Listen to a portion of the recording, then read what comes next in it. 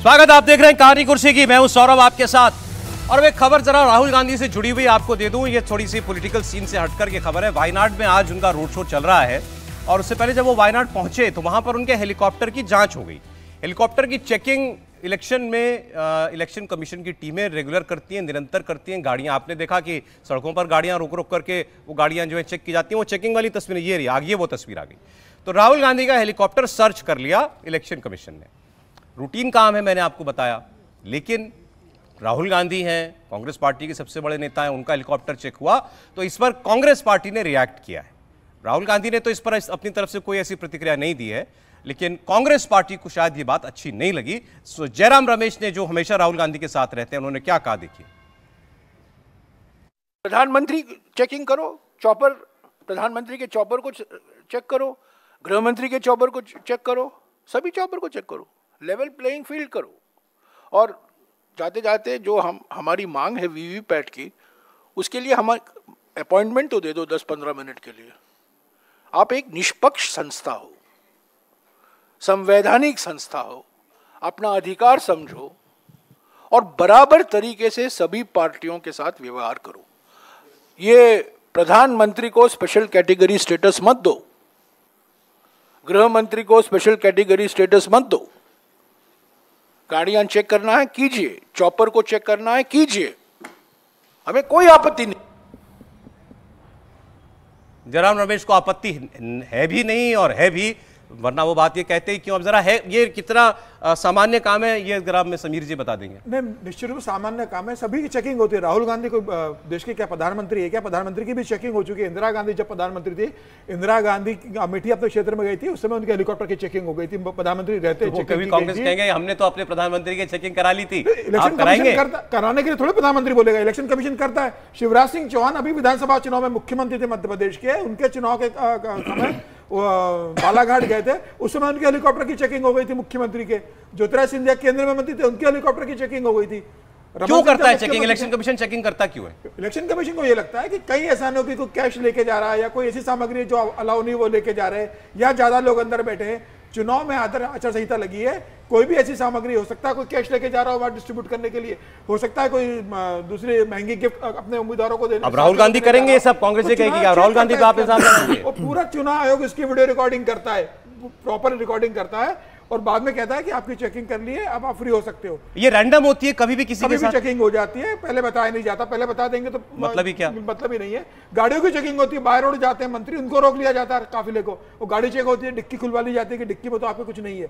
ये तो चुनाव का काम है, वो करना भी चाहिए। कुछ इसमें आउट ऑफ ऑर्डिनरी था जो कांग्रेस कह रही है प्रधानमंत्री की भी चेकिंग करो फिर अगर राहुल गांधी की करते हो? नहीं तो ये इलेक्शन कमीशन को लगेगा तो कर लेंगे, ऐसा मुझे नहीं लगता कि आउट ऑफ ऑर्डिनरी कोई चीज़ है। वैसे भी लगातार चेकिंग होती है। अभी इलेक्शन कमीशन ने एक डाटा दिया कि कितने करोड़ रुपए उन्होंने पकड़ा है इसी चुनाव से पहले। अभी बीच में तमिलनाडु में 3 लोगों के पास से 4 करोड़ रुपया मिला।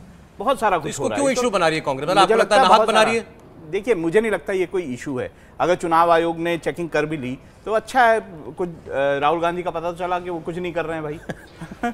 साफ है, उनको खुश होना चाहिए। देखिए, कुछ गलत नहीं कह रहे कर रहे हैं, ये बोलिए, ये मत बोलिए कुछ नहीं कर रहे हैं, कुछ गलत नहीं कर रहे हैं। चलिए, मेरा मतलब वही है कि कुछ गलत नहीं कर रहे हैं। तो बिल्कुल साफ है ना कि इलेक्शन का उनको तो दिखाना चाहिए कि अच्छा मेरे कांग्रेस को नहीं पसंद आया राहुल गांधी का हेलीकॉप्टर जांच किया इलेक्शन कमीशन। देखिए, कांग्रेस पार्टी तो ये मान करके चलती है ना कि राहुल गांधी कुछ भी करें वो एंटाइटल्ड हैं, उनको वही सारी सुविधाएं दी जानी चाहिए जो एक प्रधानमंत्री को दिया जाता है, एक राष्ट्रपति को दिया जाता है। वो इस देश के प्रथम नागरिक के तौर पर अपने आप को देखते हैं। वो नहीं मानते हैं कि राष्ट्रपति प्रथम नागरिक है इस देश का। वो मानते हैं कि गांधी परिवार का जो भी वारिस है वो प्रथम नागरिक की हैसियत रखता है। एयरपोर्ट पर यदि जा रहा है तो उसकी सुरक्षा अलग, उसका जो सुरक्षा व्यवस्था है वो अलग हो। बाकी जगहों पर जा रहा है तो कोई पुलिस उसे जांच न करे। वो कहीं चला जा रहा है, वो बेशक जेड प्लस सिक्योरिटी में हो, लेकिन यदि कहीं वो जा रहा है तो बिना बताए हुए जाए। अब ये सारी सुविधाएं जो एक प्रिविलेज जो है, चूंकि वो गांधी परिवार के हिस्से रहे, उनको मिलते रहे। पहले आपने एसपीजी हटाया, आपसे मेरा मतलब सरकार ने एसपीजी सिक्योरिटी थी राहुल गांधी की, पूरे गांधी परिवार की एसपीजी सिक्योरिटी विड्रॉ कर ली गई। देखिए, मैं पूरा सवाल समझ गया, मैं पूरा सवाल समझ गया। देखिए, होता क्या है कि ये सारे इसमें होम मिनिस्ट्री समय समय पर जिन जिन को सुविधाएं जिस कैटेगरी की हो, जेड कैटेगरी की यदि आपको सुविधा दी गई तो इसका हमेशा एक पीरियोडिकल असेसमेंट होता है। राहुल गांधी के बारे में असेसमेंट जरूर होम मंत्रालय होम मिनिस्ट्री को रहा होगा कि इनके लिए अब वो थ्रेट परसेप्शन नहीं रह गया है आज के दिनों में जो आज से 20 साल पहले था, या प्रियंका गांधी वाड्रा के बारे में थ्रेट परसेप्शन अब वो नहीं रह गया है, रॉबर्ट वाड्रा के बारे में नहीं रह गया। रॉबर्ट वाड्रा को वो एग्जेम्पशन मिला हुआ था एयरपोर्ट पर जांच मैं वही कह रहा हूँ, वो भी हटा लिया। किस हैसियत से आपको मिलना चाहिए? तब तो बाकी जितने भी प्रधानमंत्री हैं उनके सारे बेटे और नाती दादों सबको होना चाहिए, बाकी जितने लोग हैं उन सबों को मिलना चाहिए। गांधी परिवार को ये प्रिविलेज क्यों होना चाहिए? ये जो ये जो है ना सामान्य आदमी से ऊपर अपने आप को मानने की जो प्रवृत्ति गांधी परिवार के अंदर है, और दुर्भाग्य से मैं फिर ये बार बार कहता हूं क्यों ऐसा होता है। यदि शिवराज सिंह चौहान का चौपर यदि इलेक्शन कमीशन यदि सर्च करती है तो फिर ये मुद्दा न्यूज का मुद्दा नहीं बनता है। यदि किसी मंत्री का हेलीकॉप्टर यदि सर्च करती है तो तब वो मुद्दा नहीं होता है, इलेक्शन मुद्दा होता है। राहुल गांधी के मामला में क्यों मुद्दा होता है? इसलिए मुद्दा होता है क्योंकि राहुल गांधी के जो प्रवक्ता हैं, जो CWC के मेंबर हैं, सब उनकी कोटरी के लोग हैं। उनको बार बार अपनी प्रतिबद्धता दिखानी पड़ती है राहुल गांधी को खुश करने के लिए, खुश करने के लिए।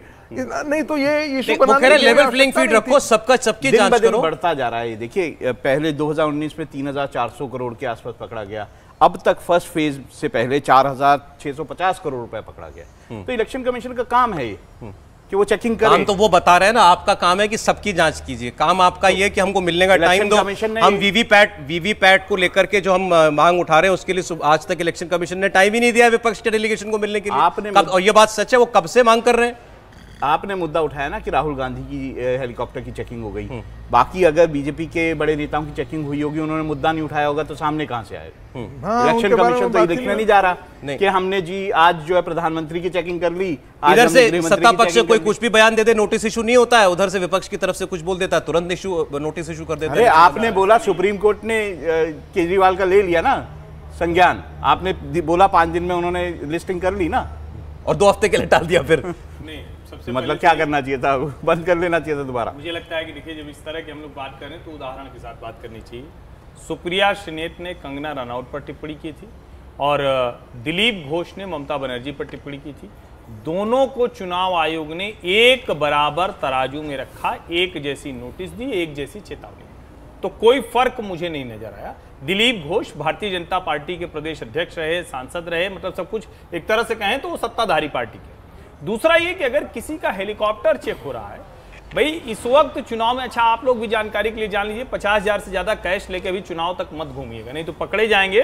तो या तो उसकी बैंक की पर्ची हो, नहीं तो फिर वो जब्त हो जाएगा, मुश्किल हो जाएगी। ऐसी कई लोगों को मुश्किलें आती हैं। सवाल यहां यह है कि राहुल गांधी के हेलीकॉप्टर में क्या कभी कुछ ऐसा हो सकता है जिसको लेकर आशंका है? किस बात की आशंका? ये तो बहुत अच्छा होता, इसमें तो कहना चाहिए बड़ा अच्छा है, जांच किया। और ये जांच में जो देख रहा हूं, मैंने अभी खबर में जो पढ़ा, ये तमिलनाडु में हुई। ये जो फ्लाइंग अच्छा, तमिलनाडु में हुई, तमिलनाडु में हुई। वो अपने कॉन्स्टिट्यूंसी वायनाड जा रहे थे। तो सवाल ये है कि अब क्या कोई कहेगा कि तमिलनाडु का पूरा पुलिस प्रशासन वो चुनाव भर के लिए सत्ताधारी पार्टी यानी केंद्र की सत्ता के साथ काम कर रहा है? वहां तो डीएमके की सत्ता है।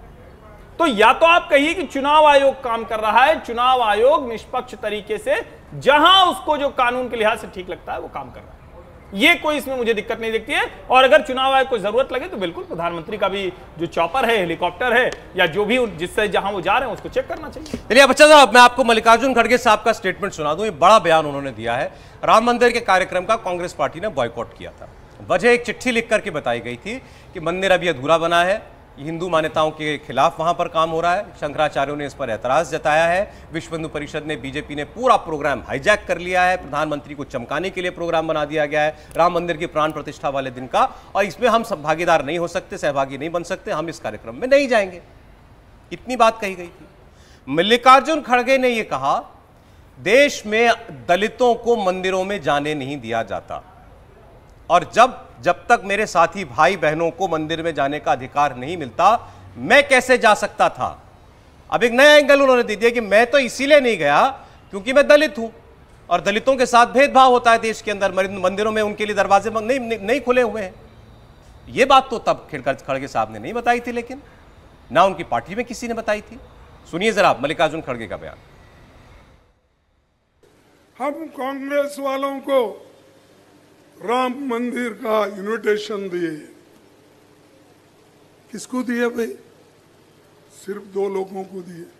पुण्य का काम हमेशा, प्राण प्रतिष्ठा का काम कौन करता है? साधु संत करते हैं। ये नया साधु बन गया, कभी पानी में डूबता है, कभी समुद्र में डूबता है, कहीं कुएं में बैठता है और कभी समुद्र के आजू बाजू फिरता है। ऐसे आदमी हमको बोलते हैं ये राम के खिलाफ है।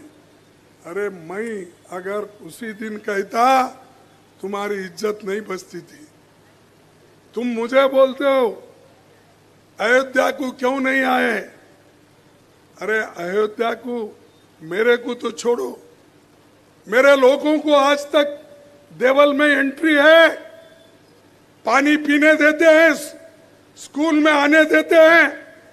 जब ये तुम्हारे राज्य में व्यवस्था है, जब तक तुम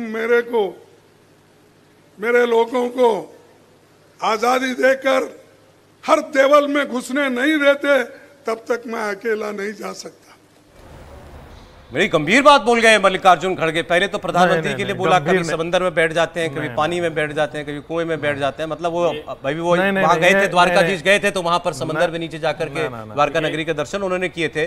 उसकी बात वो जो है कर रहे थे और कहा कि मैं दलित हूं, मुझसे पूछते हो मैं क्यों नहीं मंदिर गया, मेरे साथी लोगों को जाने देते हो क्या? और ये भी मैं तब बोलता तो इज्जत नहीं बचती। उनको जानकारी नहीं है, उनको जानकारी नहीं है, उनको जानकारी का अभाव नहीं है, जानकारी का अभाव भी है उनको। नहीं का अभाव नहीं है उनको पता है कि उनको पता होना चाहिए कि 1993 से विश्व हिंदू परिषद दलितों को पुजारी बनने का शिक्षण देता है और आज कम से कम हजारों मंदिर हैं जिसमें दलित पुजारी हैं। उनको पता ही नहीं है।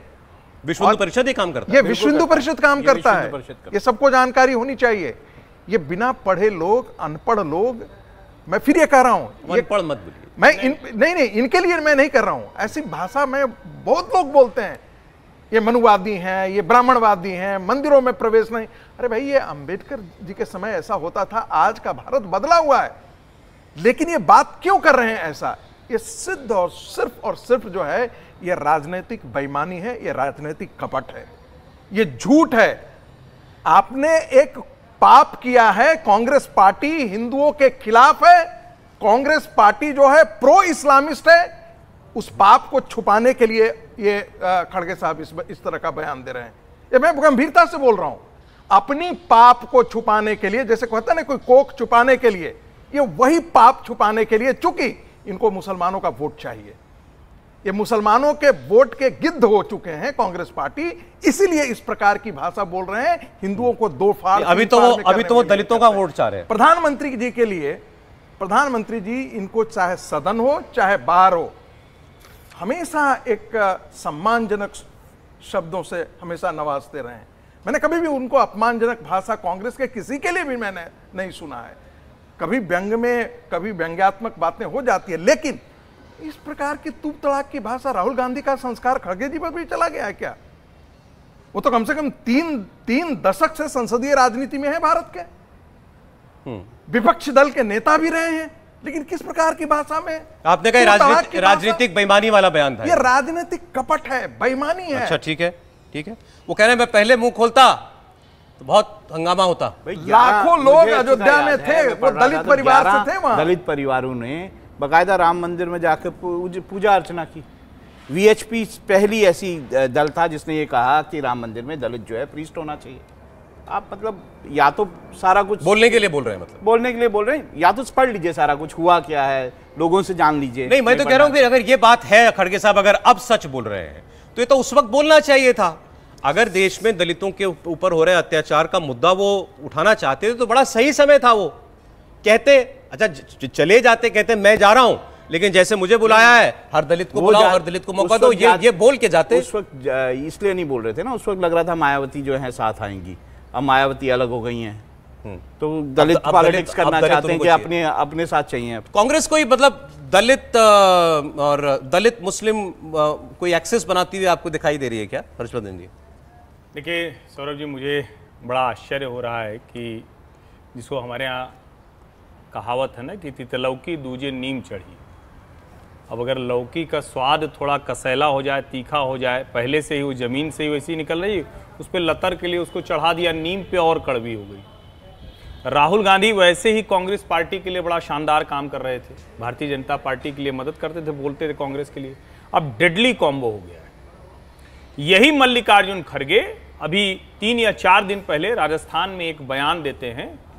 वो नरेंद्र मोदी आकर बोलता है राजस्थान से क्या लेना देना है 370 का, यानी वो कश्मीर के मुद्दे को राजस्थान में बात करने के योग्य नहीं समझते। अमित शाह उसका बात का जवाब देते हैं। अमित शाह कहते हैं कि पहली बात तो अनुच्छेद ठीक कर लीजिए, 371 नहीं 370 है।